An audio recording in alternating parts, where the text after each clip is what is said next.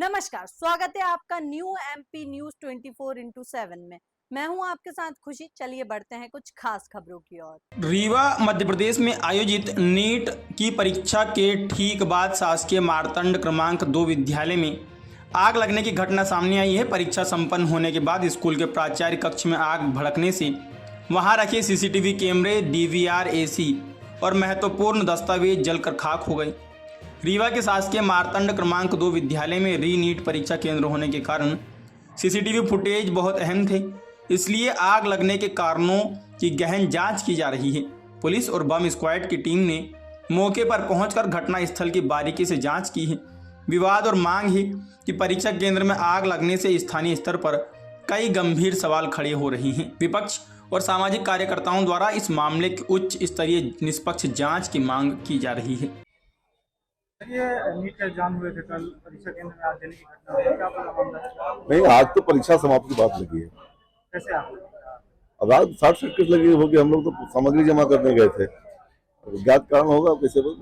शंका ये है कि 60 सर्किट से लगी होगी। लास्ट में बिजली बाधित हुई थी। किस कमरे में आग लगी थी, क्या क्या नुकसान हुआ? प्राचार्य कक्ष में आग लगी है और लगभग जितने भी इंस्ट्रूमेंट है सब जल गए।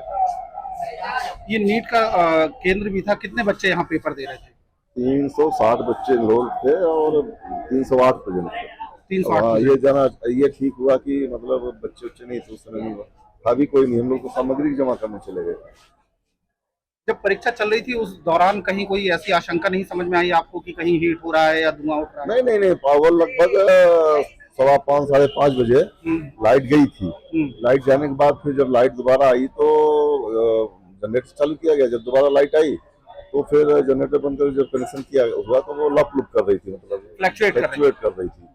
तो वो बताया था बिजली वालों को, तो वो भी आने में देर हो गया। फिर उसी समय 5:35 पर परीक्षा समाप्त हो गई सबको।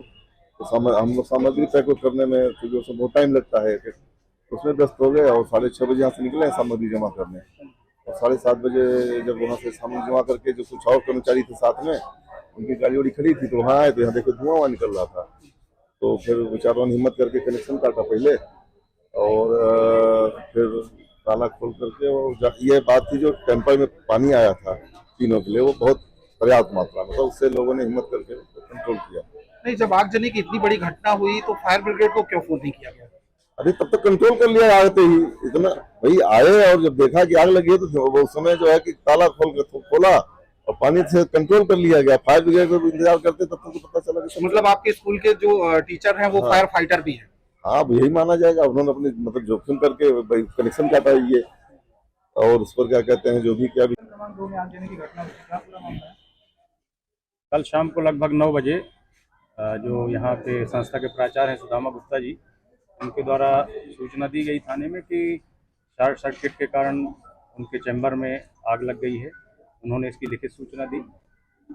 उनके द्वारा ये बताया गया कि शाम को भी लगभग 5-6 बजे के आसपास शॉर्ट सर्किट हो रहा था, लाइट में कुछ फ्लक्चुएशन हो रहा था, जिसकी सूचना उन्होंने दिया था।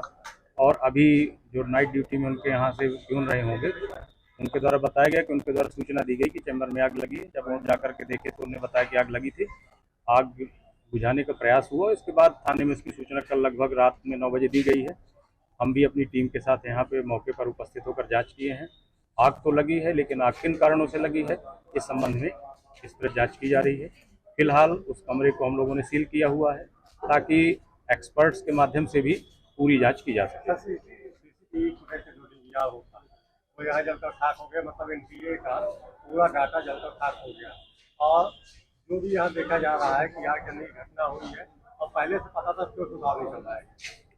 ये सही है कि जहाँ पे आग लगी है वहाँ पे सीसीटीवी जो संस्था का है सीसीटीवी भी लगा हुआ है, लेकिन प्राचार्य जी का ये कहना है कि चूँकि नीट परीक्षा भी कल थी और उसके लिए पृथक से वीडियोग्राफी कराई गई है। ये सही है कि वीडियोग्राफी भी इसमें रही होगी, बट नीट की एग्ज़ाम की वीडियोग्राफी अलग से की गई है प्राइवेट जो ऑपरेटर्स इनके माध्यम से। तो प्रथम दृष्टया तो इसका सीधा उससे कोई संबंध नहीं, फिर भी हर एंगल की इसकी जांच की जाएगी। जो कैमरे लगे हुए थे